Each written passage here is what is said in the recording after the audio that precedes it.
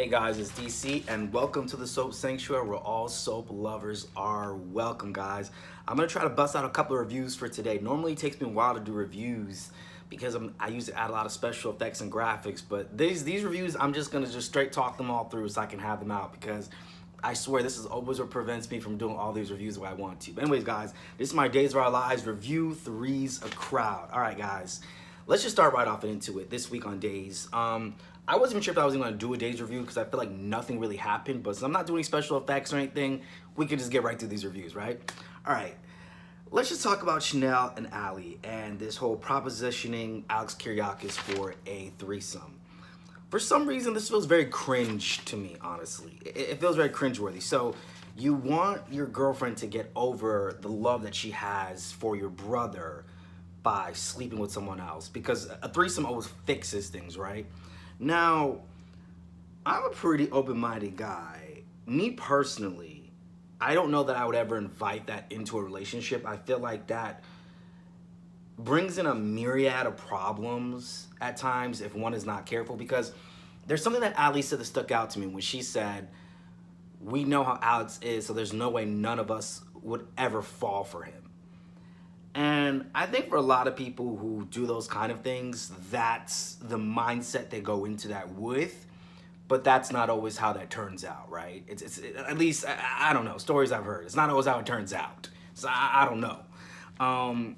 So I don't think that they are going to necessarily fix that. However, I do want to add as a contrast with Ali and Chanel as opposed to Mariah and Tessa.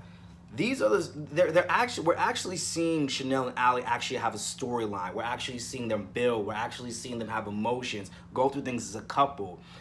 More than we're seeing Mariah and Tessa. Mariah and Tessa are actually a married couple. And for my Y&R fans, everybody was so excited when Mariah and Tessa got married. I remember Jay, because he had interviewed the actors who played Mariah and Tessa too. Everyone was so excited when Mariah and Tessa got married. But I knew not to fall for it. It was breadcrumbs. That's what the Y&R writers gave you guys, was breadcrumbs. They weren't going nowhere with that couple. They know that. They're just going to give you guys breadcrumbs. Say they fulfilled their quota. And that was it. Y'all not getting nowhere else past that. All right? That's all y'all are getting. All right? So when I saw that, I was like, yeah, we're not getting anything. But with Chanel and Ali, we're actually getting a storyline actually written for them. And I actually feel like they are a couple. Whereas Mariah and Tessa, I feel like they're just friends who happen to get married. I don't get romance from them, Mariah and Tessa. I don't get it from them. I've never felt that kind of energy in watching them, to be honest with you. I know other people are going to disagree with me, but I've never felt it. It makes me not wonder, what is a scandal with Chanel? Now, I've asked this question on my community feed. I did a poll as to what you guys think the scandal with Chanel is, and a lot of people said they think it's that she killed someone. And I want to know in the comments below, obviously, guys, let me know what are your thoughts. What do you think the scandal with Chanel is? No spoilers, or you'll be banished from the sanctuary forever, all right? No spoilers. But this is an interesting storyline, and it's interesting to see how this storyline is going to play out with Paulina. Because my whole thing is, what could the scandal be? Because Lani is in jail for killing a man. So I think that's the biggest thing that could happen in your role for governor. So what exactly is a scandal? This is what I want to know. Also, Paulina's running for governor. But what state is Paulina running for governor exactly? That's like the whole thing with Days of Our Lives. That's like the whole mystique where they've never said what state they're actually in. So any people who are just watching Days or just catching on or maybe watching the series for a long time, maybe past 10 years or so, you never caught on to that, they've never said which state Salem is in. But we know it's about an hour away from Chicago because multiple times I've heard characters on the show said, I'm heading to Chicago. She's taking about an hour to get there. So another an hour away from Chicago. That or they're in some off-put island somewhere in the U.S. It's Salem, USA. And I do believe that's a thing where I think the writers will probably only reveal where Salem is actually located in the U.S. or what state they're actually in or whatever when the series ends. I think that's something they're saving for the end of the series to actually say where they are. But this storyline with Paulina running for governor is actually pretty good because I think the writers are aware that Jack could be taking off this project or anything else at any point in time. You know, she hasn't been on the show that long. So they're utilizing everything they can out of her. Because honestly, I think it would be better if she was running for governor than Abe, too. I think so, too. It would be better.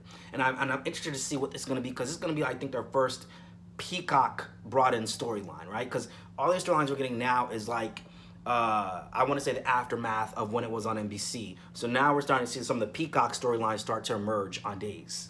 All right. Next up on the list is Chad, You Killed My Wife, Demira, and Stephanie Johnson. Let's talk about them for a little bit.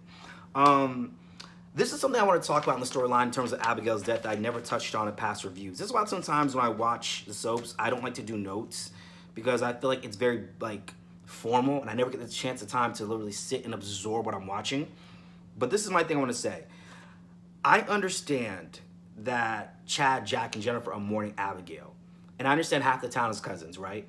But they barely acknowledge the cousins of Abigail and their relationship with her when Abigail died, right? And I'm not talking about Abigail's twice cousin once removed or anything like that. I'm talking about her first cousins, which are Sonny, you know, Will, Allie.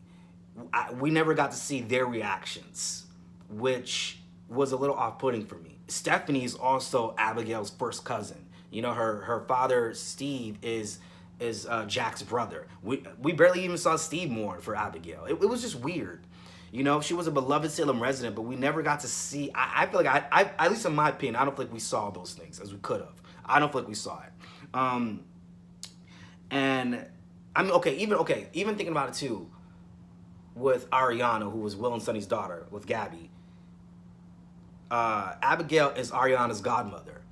And Gabby did acknowledge Abigail dying, but I felt like there should have been more. Because I felt like Abigail and Gabby, they're not like pure enemies. They're frenemies in my mind. Like Vicky and Dorian Lord. Because if you look at One Life to Live, if Dorian Lord were to ever die, Vicky wouldn't just be like, oh, that's so sad. Vicky would actually feel something for Dorian dying. And then the same vice versa for Dorian and Vicky died. They would feel something for each other. Even though they're really colorful, crazy history they have with them, but they would feel something. And I just didn't get that from everyone else in town. Now, Stephanie Johnson is Abigail's first cousin. Chad, You Killed My Wife, Demira has already moved on to Stephanie. And obviously, this is a good soap. I will say, though, that it feels very quick. I understand they got to move storyline along because Marcy Miller's not staying around. But I'm like, Stephanie, you know, this is your cousin's husband. She just died. You know what I mean? Like, and I think that's the soapiness of it, because no one has ever touched that part yet. When they kissed, I was like, oh, okay, that's what we doing?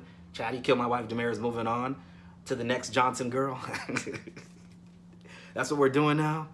That's what we're doing? And I'm interested to see what's going to be Jennifer and Jack's reaction to Chad being with Stephanie, especially Jack, because Stephanie is his niece and Abigail is his daughter. And I feel like it's only been a month or so, and you're already moving on to the next chick. Men will be men. That's life. Men will be men. Men will be men. And with her cousin, out of all people.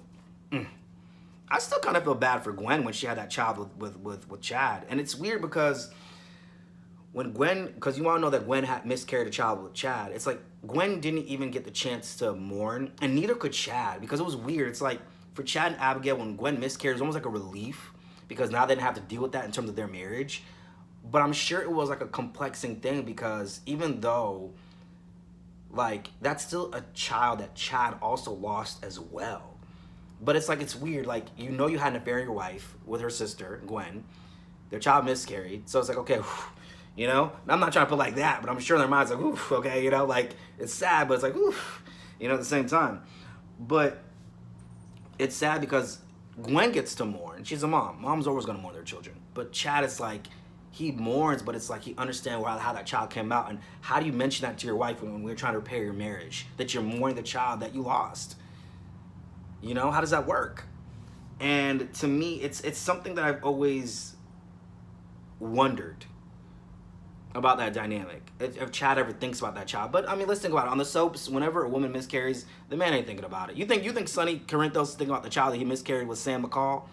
He ain't thinking about that child. He moved on. Sam will always consider that because they carry the child. They carry that life and that energy in them. But they ain't thinking about it. The man ain't thinking about it.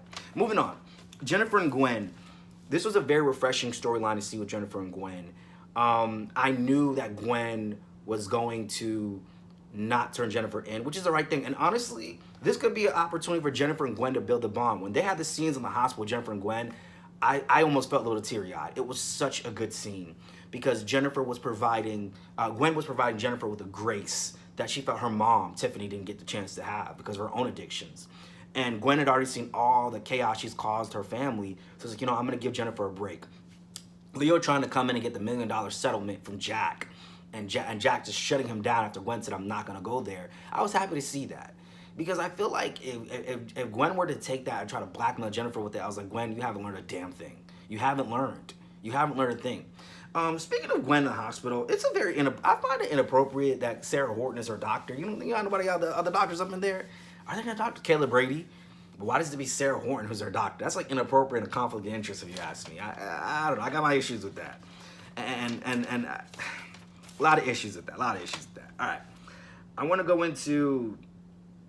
Oh, before I go into that, I want to go into Leo Stark. Leo now, I feel like, has no storyline left. And when him and Craig, when he saw Craig outside the Brady pub and they started talking, I thought, okay, maybe they're going to bring Leo and Craig back together. I want to see more depth to Leo besides just being a comedic relief type of character. I want us to know more about Leo. Who is he? Maybe him and Sonny will get back together.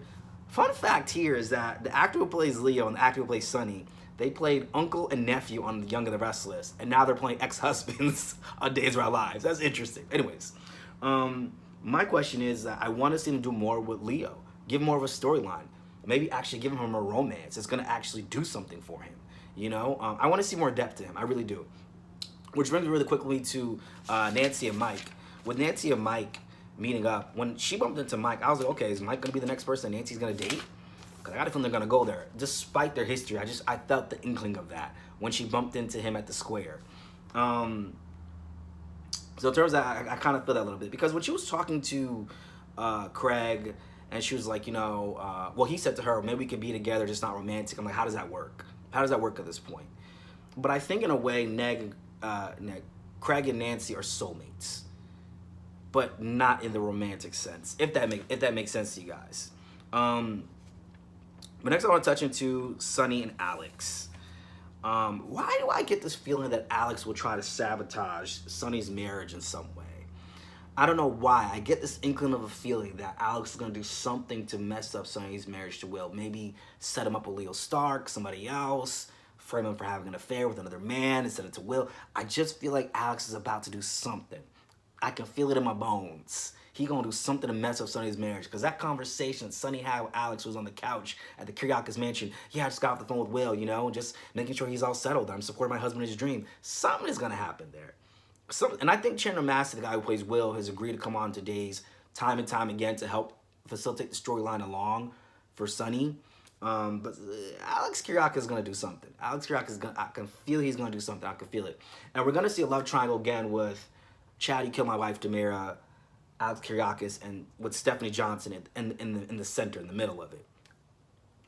Which is similar to when it was Chad, Ben, and Abigail. Well, Chad, Abigail, and Ben, you know what I mean. It was very, it's very similar to that. Very, very similar to that. Next up on the list here, I want to, oh my God, is that everybody? Wow, that's everybody this week. I cut everybody in just 10 minutes. Wow. Wow. That's everybody in 10 weeks. That's everybody in just like what, 10, 20, 14 minutes I just covered? Damn, I just covered a whole week of Days in like 10 minutes. Well, damn. Well, damn, guys.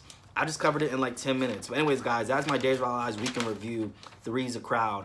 Comment, guys, below. What do you think the scandal with Chanel is? Because that's the biggest new mystery I want to know. What is that mystery that? This Three's a Crowd storyline and them trying to get with Alex Kiriakis, which is really the only thing that really stuck out to me this week out of everything. But it's very cringeworthy. Me personally, I don't think I would invite a third person into my relationship. I think for people it may seem fun in hindsight, but there's a lot of doors you're going to be opening that you might not be able to close when you do it. That's all I'm saying, all right? But anyways, guys, that's my Days of Our Lives review. Three's a Crowd. I'm going to see you guys in the next one. This has been Soap Sanctuary.